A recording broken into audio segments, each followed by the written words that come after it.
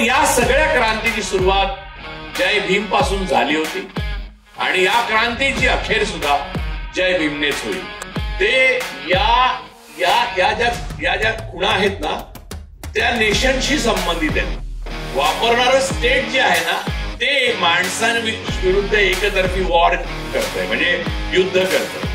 आपलं ज्यांच्याशी युद्ध आहे ते हे नाहीये सरकार, म्हणजे आपला देश नाहीये. आपला देश जर वाचवायचा असेल तर मिळेल त्या व्यासपीठावर तुम्ही लढलं पाहिजे आणि जमलं तर त्यांच्याच व्यासपीठावर लढलं तर सोपं होईल. कारण कसं आहे, आपल्या घरात घाण कशाला करा, त्यांच्याच घरात जाऊन जर तुम्ही तिथे काहीतरी युद्ध खेळला तर बरं होईल ना. माझं एकच म्हणणं आहे की आपापसामध्ये हे जे हेवेदावे, इगो आणि या प्रकारच्या ज्या वृत्ती आहेत त्या आता तरी बंद केल्या पाहिजेत.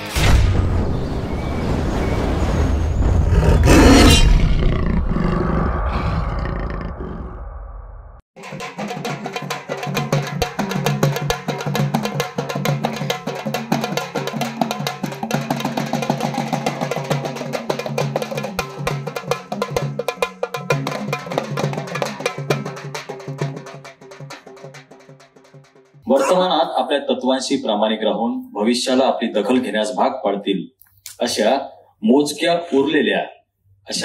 उरलेल्या पत्रकारांपैकी एक प्रमुख नाव असलेले राजू परुळेकर सर आपणास समष्टी फाउंडेशनच्या वतीने या वर्षीचा उल गुलान पुरस्कार आम्ही इथे प्रदान करीत आहोत.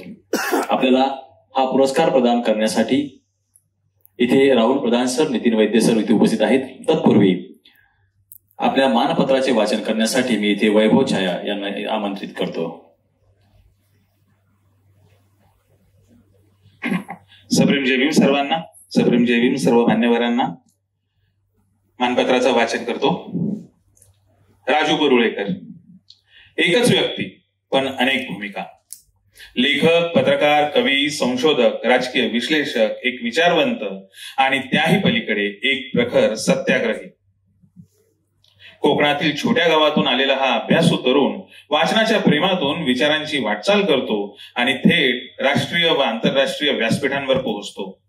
महाराष्ट्र कोणाचा या कार्यक्रमापासून लेखक म्हणून सुरुवात करून नंतर संवाद सारख्या लोकप्रिय कार्यक्रमाच्या माध्यमातून त्यांनी महाराष्ट्राच्या घराघरात प्रवेश मिळवला. त्यांच्या सडेतोड, अभ्यासपूर्ण आणि संवेदनशील संवाद शैलीमुळे त्यांनी राजकारण, समाजकारण, साहित्य अशा अनेक क्षेत्रातील दिग्गजांशी संवाद साधला आणि सामान्य जनांपर्यंत तो पोहोचवला देखील. विजय तेंडुलकरांसारख्या महान नाटककारांसोबत त्यांनी लेखन केलं तर आयडियाज आर डेंजरस, ते आणि मी, द गेम चेंजर्स अशा पुस्तकातून त्यांनी समाज आणि राजकारणातील खरेपण उघड केलं. त्यांच्या लिखाणात तळमळ आहे, त्यांच्या लिखाणात सच्चेपणा आहे आणि परिवर्तनाची आसही आहे. गेली 25 वर्षे काम करत असताना रेडिओ, दूरदर्शन, साप्ताहिक, वृत्तपत्र, सोशल मीडिया कुठलंच माध्यम त्यांनी सोडलं नाही.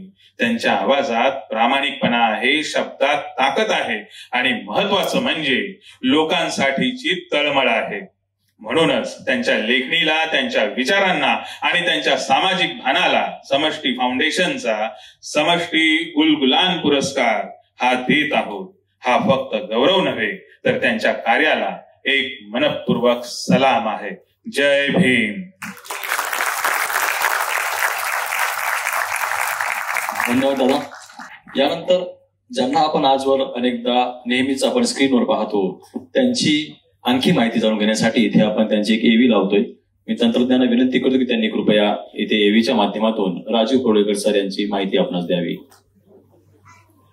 राजू परुळेकर अभ्यासू, निर्भीड परंतु संयमी भूमिकेच्या जोरावर अत्यंत कमी कालावधीत प्रिंट आणि इलेक्ट्रॉनिक मीडियामध्ये आपला प्रभाव निर्माण करणारे राजू परुळेकर.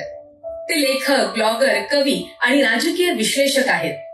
तत्वनिष्ठता अंगीकारून जे सत्य आहे ते ठामपणे आणि परखडपणे बोलणाऱ्यांपैकी एक म्हणजे राजू परुळेकर. ते आणि मी, ideas are dangerous, the game changer, in the court of political philosophy अशी अनेक सामाजिक आणि राजकीय विषयांवर आधारित पुस्तकेही त्यांनी लिहिली. त्यांच्या या महत्वपूर्ण कार्याबद्दल समष्टी उल गुलान पुरस्कार 2025 या पुरस्काराने त्यांना गौरविण्यात येत आहे.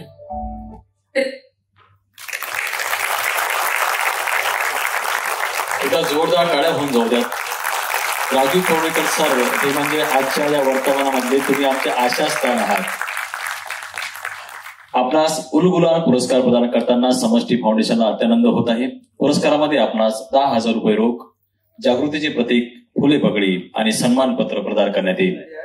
यासाठी मी आयुष्यमान राहुल प्रधान आणि नितीन वैद्य सर यांना विनंती करतो की त्यांनी राजू कोळेकर सर यांना या वर्षीचा उलगुलान पुरस्कार प्रदान करावा. पुरस्कारासोबतच आपणास सुप्रसिद्ध कलावंत आनंद भंडारे यांच्याकडून बाबासाहेबांच्या फोटोची सुद्धा भेट सोबत देण्यात येत आहे.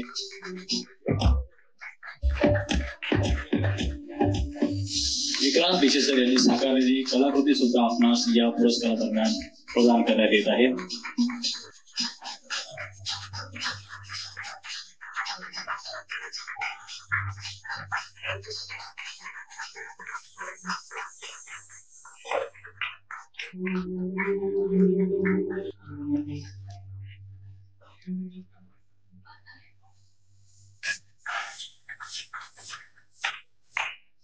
एकदा जोरदार काय होत जाऊ द्या सरांसाठी.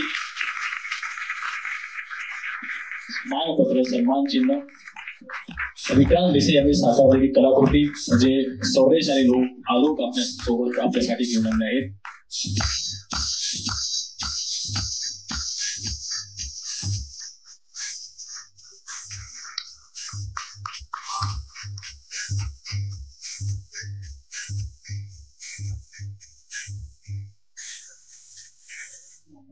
उलगुलान पुरस्कार 2025 चे पुरस्कार्थी आमचे लाडके राजू कुर्लेकर सर यांना मी विनंती करेन. पण तत्पूर्वी एक गोष्ट सांगेल.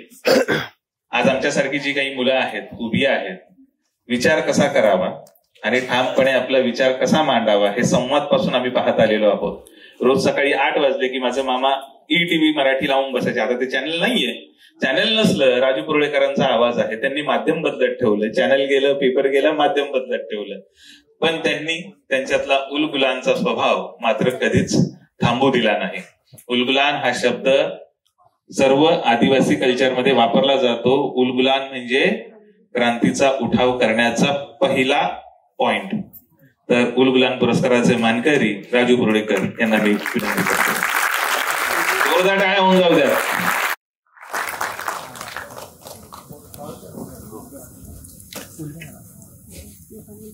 नमस्कार, जय भीम. रात्र खूप झाली आहे. खरं तर रात्री बोलण्याचा सराव आता करायला हवा आपल्याला. मगाशी दिशाचे आई आणि दिशा बोलत होतो आम्ही. एक बोलणं असं झालं की दिशा आता जे तुरुंग व्यवस्थेवर बोलली. तर आता 2 तुरुंग झालेले आहेत. एक ज्याच्यावर दिशाने काम केलं ते, आणि त्यातनं बाहेर आल्यावर जो आहे तो आता त्याच्यात आपण उभे आहोत. मगाशी इथे उपस्थित असलेल्या सर्वांना पहिल्यांदा मी खूप आभारी आहे.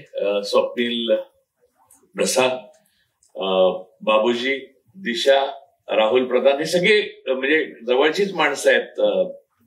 नितीन वैद्य, वैभव छाया. मला एक गोष्ट बाबूजींचं भाषण ऐकताना सतत लागली. म्हणजे मी भूषण गवई जे महान देशाचे चीफ जस्टिस होणार आहेत त्यांना मी पण थोडा ओळखतो, 2दा-3दा भेटलो पण आहे. माणूस सायकल विसरतो चालवायला, ही गोष्ट माझ्या डोक्यात बसली. आणि मी इतका वेळ म्हणजे दिशा बोलत होती त्या दिशाचं मी सगळं कंटेंट ऐकून डोक्यात साठवलं आणि मी त्याच्यावर नंतर विचार करेन. पण माझ्या डोक्यात सायमल्टेनियसली जर कोणती गोष्ट चालू होती तर आपण काय सायकल चालवायला शिकलो ते विसरलो. हे पक्क माझ्या लक्षात आलं की हे इतकं सुंदर रूपक आहे की एक प्रोग्रेसिव्ह, एक पुरोगामी देश प्रतिगामी होतो हे आपल्या डोळ्यासमोर घडलं. म्हणजे असं होऊच शकत नाही असं 11 वर्षापूर्वी मी म्हटलं असतं, नितीननेही म्हटलं असतं. किंबहुना जात ही या समाजात असली, धर्म या समाजात असला आणि छुपेपणाने सगळ्या गोष्टी करत असले तरी सुद्धा त्याला बोलण्याला सार्वजनिक ठिकाणी प्रतिष्ठा नव्हती. म्हणजे आम्ही मित्र बसलेलो असू आणि असं कोणी बोललं तर आम्हाला त्या माणसावर बहिष्कार टाकायचं हे माहिती होतं. आता या गोष्टीला प्रतिष्ठा निर्माण झाली. म्हणजे मगाशी हर्षवर्धन सपकाळजी आले होते, ते म्हणाले की माजी खासदार आणि तो सुद्धा सत्ताधारी पक्षाचा, तो मंदिरात गेला. एकतर तो मंदिरात का गेला ते मला माहित नाही, पण तो मंदिरात गेला तर त्याला सोवळं नाही आणि जाणवं नाही म्हणून परत पाठवला. पण त्याने मंदिरात जाण्या अगोदर एकदा आपल्या राष्ट्रपती द्रौपदी मुर्मूनं पाहिलं असतं तर त्याला कळलं असतं की त्या किती बाहेर उभ्या राहतात. ज्या पद्धतीने, अशा पद्धतीने 12 वर्षापूर्वी वगैरे कोणी विचार केला असता, असं सांगितलं असतं तर आपण विश्वास नसता ठेवला. म्हणजे छुप्या पद्धतीने सगळं चालू होतं. म्हणजे मी सातत्यपूर्ण लिखाण आणि बोलण्यातनं आणि ज्या माध्यमातून मी काम केलेलं आहे तेव्हा मी हे पाहिलेलं आहे. आणि नितीनने अतिशय योग्य सांगितलं की आम्ही प्रिव्हिलेज माणसं आहोत खरं तर. म्हणजे ज्या माध्यमांमध्ये मी मागच्या वेळेला एकदा भाषणामध्ये माझ्याबरोबर वैभव छाया माझ्या मागेच उभा होता, म्हणजे तो नेहमीच माझ्या मागे उभा असतो, तर त्याच्याबद्दल मी असं म्हटलं होतं की त्याला जर प्रिव्हिलेज क्लासमधनं तो येतो तर तो कित्येक वेळा कित्येक आस्थापनांचा संपादक झालेला असता आतापर्यंत. इतकं पोटेन्शियल असलेला तो मनुष्य आहे. पण केवळ तो एका विशिष्ट प्रवर्गात नाही, तो त्यामुळे त्याला काही संधी मिळत नाही. मी मागच्या वेळेला म्हणजे खूप काळानंतर म्हटलं, परंतु हे छुप होतं, आता उघड झालं.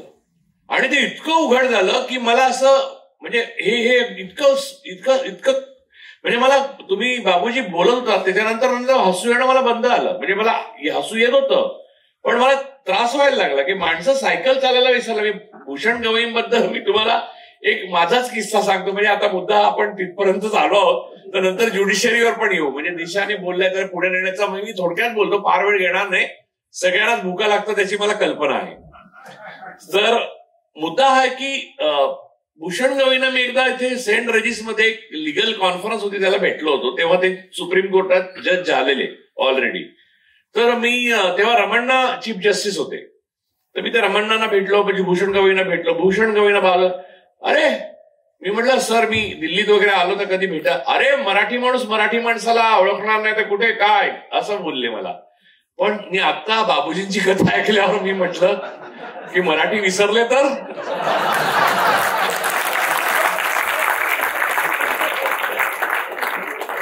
हताश झालो मी.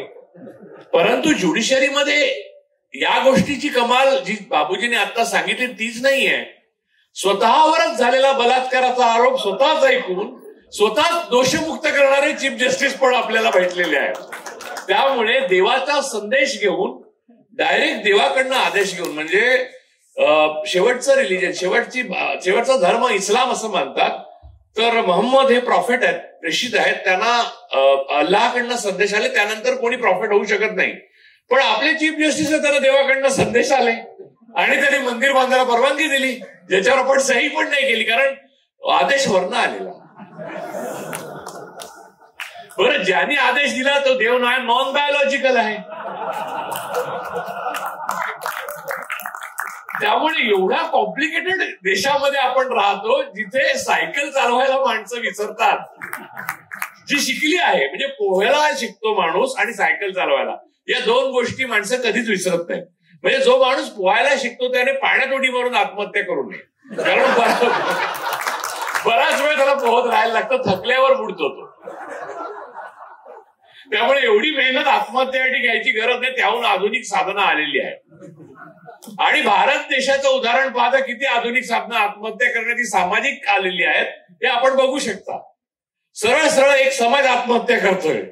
कोणताही म्हणजे आपण शास्त्रीय विचार करण्याची पद्धत, सायंटिफिक टेम्परामेंट, आपल्या आधुनिक शाखा, कला शाखा, विचार करण्याच्या पद्धती, आपल्या मधल्या भिंती मोडून ब्रिज बांधण्याची, जी पूल बांधण्याची प्रक्रिया, या सगळ्या नष्ट करून आपण आपली मंदिर असताना मशिदींसमोर जाऊन नाचतो. म्हणजे आधी आंदोलन केलं मंदिर बांधायचं, ते बांधून झाल्यावर ते मंदिर सोडून दिलं कारण तिथे सीटच आली नाही निवडून, तिथे पराभूत झाले, ते सोडून दिलं आणि मग मशिदींसमोर जाऊन नाचायला लागले. कारण त्यांच्या लक्षात आलं जागृत देव इथे नाही तिथे आहे.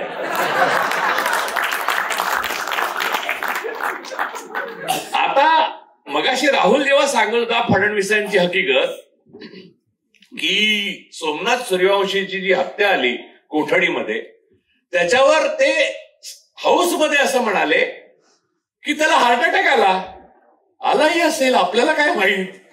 शेवटी मनुष्य गेल्यावर अनेक कारणांनी तो जातो, पण शेवटी हार्ट अटॅक येतो त्याला. त्यामुळे मेरे मन को भाया मैंने कुत्ता काट के खाया या लेवलला राज्य करतायत. आणि या प्रकारचं राज्य आपण म्हणजे मला अनेकदा असं वाटतं की माणसं केवळ डावीकडनं जायला लागतं आणि उजवीकडनं गेलं तर प्रॉब्लेम होतो किंवा पकडतात असं कोणीतरी पूर्वी सांगितलंय म्हणून डावीकडनं चालत राहतात. आणि कायदा आणि सुव्यवस्था आपल्याकडे आहे, अन्यथा आपण अनर्कीत पोचलेलो आहोत. आपण एका अराजकात पोचलेलो आहोत जिथे माणसं आपल्याला जी संस्कृती, सभ्यता आणि चांगुलपणा, मानवता, माणसात भेद नाही हे सगळं शिकवण्याचा प्रयत्न काही महापुरुष करत होते, ज्यामध्ये महात्मा फुले, डॉक्टर बाबासाहेब आंबेडकर, राजर्षी शाहू महाराज, गाडगे महाराज, अनेक म्हणजे मी अनेक पुन्हा हे सांगतो. तर ह्या सगळ्या माणसांनी जे शिकवण्याचा प्रयत्न केला ते अंडू करणं म्हणजे ते पुसून टाकण्याकरता जी झटापट चाललेली आहे, जी प्रयत्न चाललेले आहेत, म्हणजे मला एक कळत नाही की आता महात्मा फुल्यांवर चित्रपट येऊ पाहतोय, त्याच्यावर कालच म्हणजे आता एवढा गदारोळ झाला, मी स्वतःही बोललोय. आणि या विषयांवर सर्वसाधारणपणे कोणी कमर्शियल व्हेंचर करत नाही, पण नितीन वैद्य हा हाडाचा कार्यकर्ता असल्यामुळे ज्यात पैसे नाहीत त्यात काम करून दाखवायचं याची त्याला फार हौस आहे. तर ज्यात प्रॉफिट नाही असंच काम आपण केलं पाहिजे हे त्याला लहानपणापासून त्याच्या मनावर बिंबलेलं आहे. त्यामुळे तो आपल्या कंपनीतर्फे असे प्रोजेक्ट करतो. तर ते त्याने केले. आणि आता जे दिग्दर्शक आहेत त्याचे महात्मा ते सतत सांगतात किधर है मेरे को प्रॉफिट, किधर है मेरे को प्रॉफिट. अरे तो त्यांना एवढे व्हल्नरेबल बनवले, मला वाटतं रोज दम देत असणार वरनं अमित भाई की वो फुले का देखा, वो ऐसा आएगा तो मैं देखेगा. तर तो बिचारा माणसाला जगण्याला काहीशे दिवस उरल्यासारखा जगतोय तो इतकी भीती निर्माण करून, एवढा भीतीदायक समाज निर्माण करून आपण ह्या समाजात राहतोय. तर हे दुसरं जेल नाहीये का? आणि दुसरं असं की जाती व्यवस्थेच्या बाबतीत ती जेलमधलं म्हणाली, तर आपल्या समाजात आता जाती व्यवस्थेचं काय परिस्थिती आहे? ओपनली आता जाणवी दाखवायला लागलेत लोक. ओपनली आपण पंडित असल्याचं गाडीच्या मागे लावून फिरतायत. आणि मुस्लिम आणि दलित आणि ट्राईब्स म्हणजे जे नोमॅडिक ट्राईब्स आहेत किंवा शेड्यूल ट्राईब्स जे आहेत त्यांना जगण्याचा अधिकार नाही असा हायपोथेसिस असलेली एक संस्कृती आपण उभी केली आता 11 वर्षात. आणि या गोष्टीला पंतप्रधान, राष्ट्रपती, एक्झिक्युटिव्ह सगळे, ज्युडिशरी सगळ्यांनी पाठिंबा देण्यासारखंच आहे. म्हणजे तुम्ही या विषयावर जर रिट म्हणजे आता तिने योग्य सांगितलं की चळवळीला पर्याय नाही, म्हणजे त्याच मुद्द्यावर बोलून मी संपवतो की जर तुम्ही उद्या अपील केलं, PIL केली, एखादा ड्राफ्ट जरी केला रोहितसाठी, आपण वेमूला ड्राफ्ट तयार केला, रोहित ड्राफ्ट तयार केला, तुम्हाला आम्ही या सगळ्या प्रक्रियेमध्ये जे राहुलने सांगितलं की इथलं इलेक्शन मॅन्युप्युलेट होतं, त्याच्यावर आम्ही हेच बनवलं, त्याच्यावर संशोधन करून आम्ही अहवाल बनवला. आम्ही परभणीला सोमनाथ सूर्यवंशीच्या राहुल या प्रक्रियेत आम्ही आणि राहुल एकत्र होतो. सोमनाथ सूर्यवंशीच्या हत्या जी कोठडीत झाली होती त्याच्यावर आम्ही अहवाल बनवला. एकाही वृत्तपत्राने, एकाही माणसाने, एकाही संस्थेने तो गंभीरपणे बोललं पण नाही, सांगितलं पण नाही आणि कळलं पण नाही. कारण लोकांना एकच गोष्ट माहिती की बॉसने बोला आहे, ऐसा नाही बोलणे का, बस. म्हणजे 2 माणसं हा देश चालवतायत, 2 माणसं हा देश विकत घेतायत आणि उरलेली 15-20 माणसं मुख्यमंत्री म्हणून वेगवेगळ्या राज्यामध्ये थैमान घालतायत. या पद्धतीने काम होतं. म्हणजे मला तर कधी कधी ना महाराष्ट्रामध्ये काही गोष्टींचा खूप कन्फ्युजन आहे.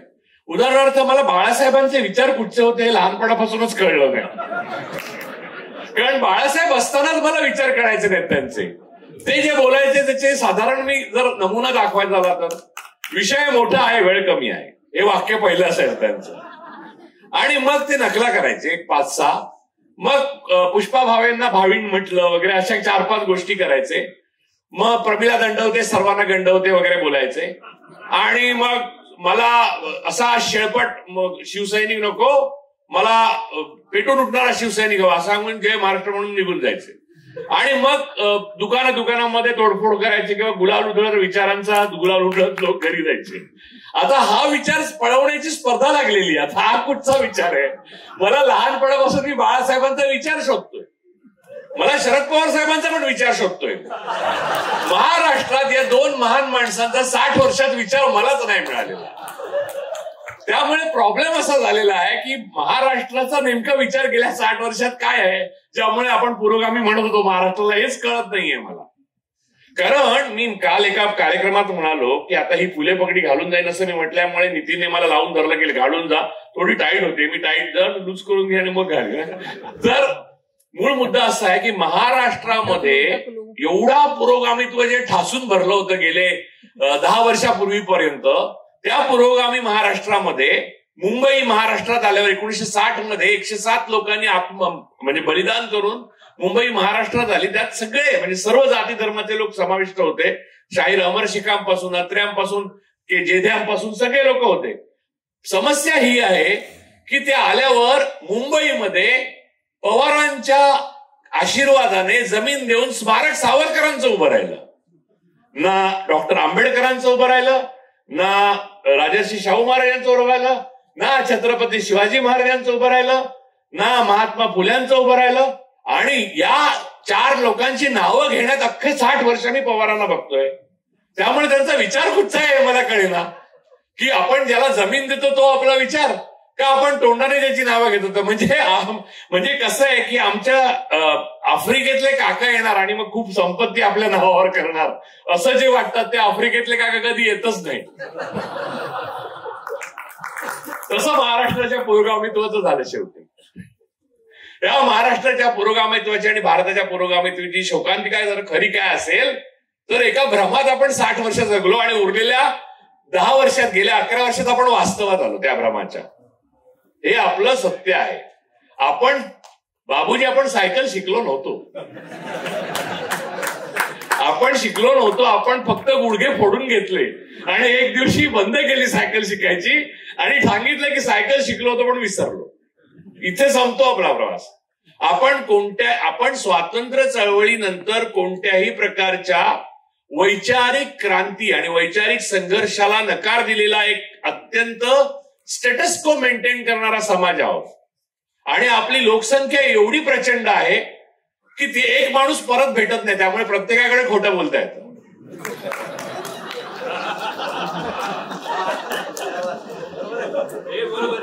त्यामुळे लोक म्हणजे नेते, त्यातूनच लोकनेते तयार झाले.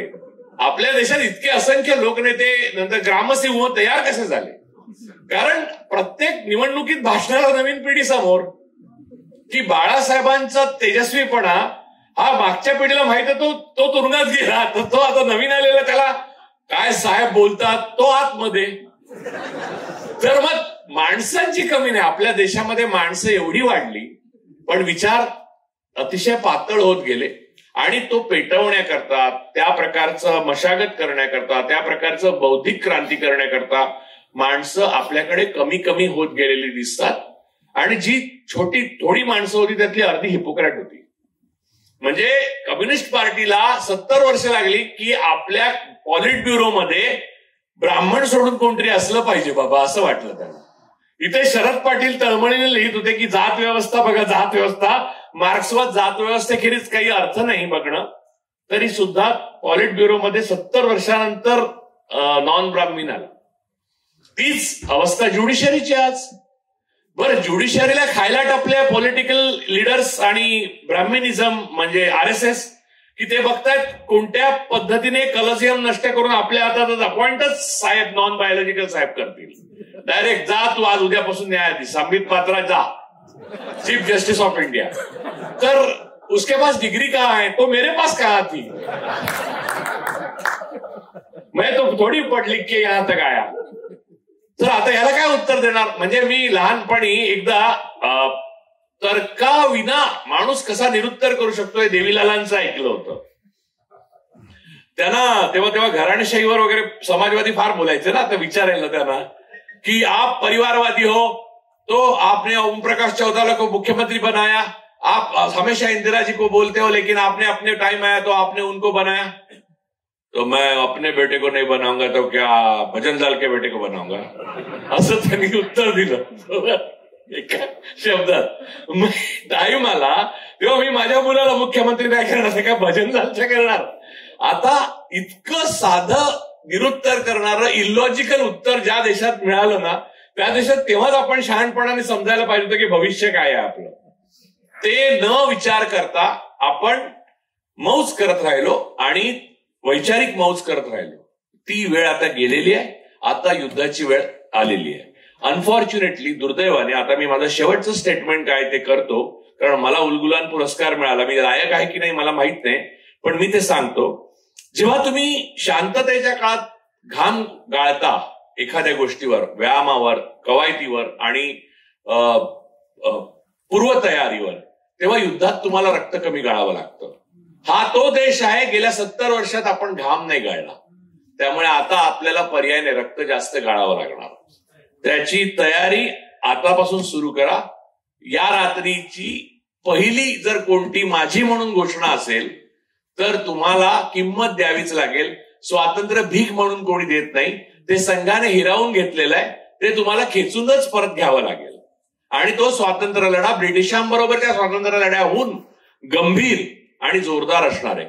आणि यामध्ये सगळ्यात मागासलेल्या असं मानल्या गेलेल्या जाती जमाती, नंतर वर्णव्यवस्थेतल्या खालच्या पातळीवर म्हणजे खाली गेलेल्या, जे ब्रह्माच्या मुखातनं नाही आले, खांद्यातनं आले, मग त्याच्यानंतर आले, असं ते जे काय आहे त्यांचं सर्वात महत्वाचं दमन आणि त्यांचं संपूर्णपणे आवाज बंद करण्याचा प्रयत्न केला जाईल. आणि नंतर मुस्लिम आहेतच, इसाई आहेतच. गोळवलकरांनी तुमच्यापासून काही लपवलं नव्हतं. गोळवलकरांनी हे लिहून ठेवलं होतं, आपण वाचलं नाही. आपण वाचलं नाही, त्यांनी आपले शत्रू लिहून ठेवलेले आहेत. त्यामुळे या गोष्टी आता तुम्हाला अपरिहार्य आहेत. तुम्ही त्यांचे शत्रू आहात, मी त्यांचा शत्रू आहे, हे त्यांनी लिहून ठेवलंय आणि आपण त्यांना मित्र मानत राहिलो.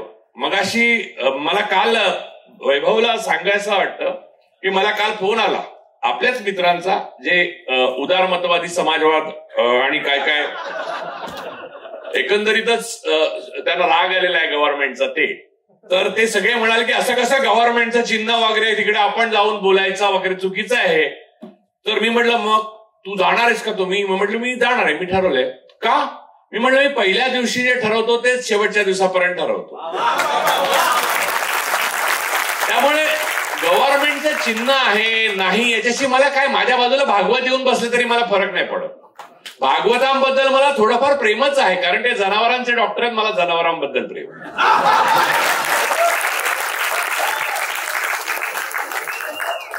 तर मुद्दा असा आहे की मी इथे आलो आणि हे जे काही इथे आपण सगळं बोलतोय आणि 2 दिवस करतात वैभव पासून सगळे राबले, ते या ज्या खुणा आहेत ना त्या नेशनशी संबंधित आहेत.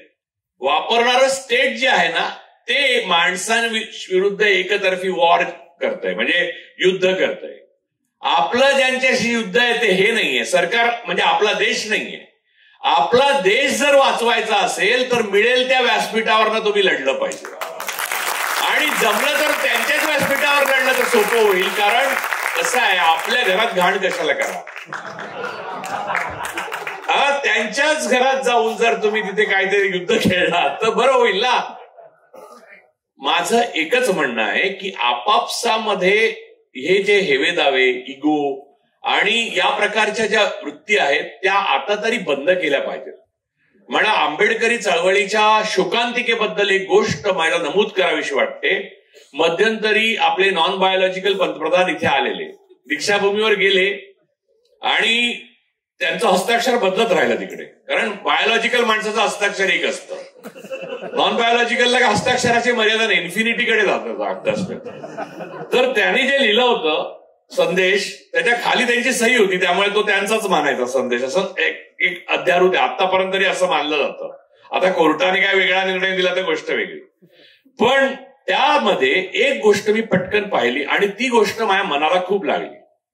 त्या संदेशाच्या पहिल्या ओळीमध्ये डॉक्टर बाबासाहेब आंबेडकरांचं नाव फक्त बाबासाहेब आंबेडकर असं लिहिलेलं होतं आणि तिसऱ्या ओळीमध्ये परमपूज्य डॉक्टर बलिराम हेडगेवार असं लिहिलेलं होतं. सी आपल्या महान नायकाचा अनुयायी पराभव कसा करतात त्याचं हे उत्तम उदाहरण आहे. आणि आपल्या खलनायकाला सुद्धा अनुयायी कसा वरती नेऊन ठेवतात त्याचंही हे उत्तम उदाहरण आहे. हे कायर होते, हेडगेवार भित्रे होते, ज्यांनी बोसानं सुद्धा भेटायला नकार दिला कारण खोटं ब्रिटिश सरकार रागवेल म्हणून आतमध्ये आजारीपणाचं नाटक केलं. पण त्यांचं परमपूज्य डॉक्टर, कारण त्यांच्या अनुयायांची सत्ता आली. जर आज बाबासाहेबांच्या अनुयायांची सत्ता आली असती, त्यांची वज्रमूठ टिकली असती, तर डॉक्टर बाबासाहेब आंबेडकर, संविधानकार डॉक्टर बाबासाहेब आंबेडकर, विश्वरत्न संविधानकार डॉक्टर बाबासाहेब आंबेडकरचं काहीतरी लिहिलं असतं. आणि मला खात्री आहे की त्यांच्या अनुभव डॉक्टर बाबासाहेब आंबेडकरांच्या अनुयायाने जर लिहिलं असतं तर स्वतःच्या हस्ताक्षरात लिहिलं असतं. निदान प्रामाणिकपणा तेवढा तर त्याच्यात असताच. पण या सगळ्या क्रांतीची सुरुवात जय भीम पासून झाली होती आणि या क्रांतीची अखेर सुद्धा जय भीमनेच होईल, एवढा आशावाद प्रकट करून मी थांबतो. जय भीम.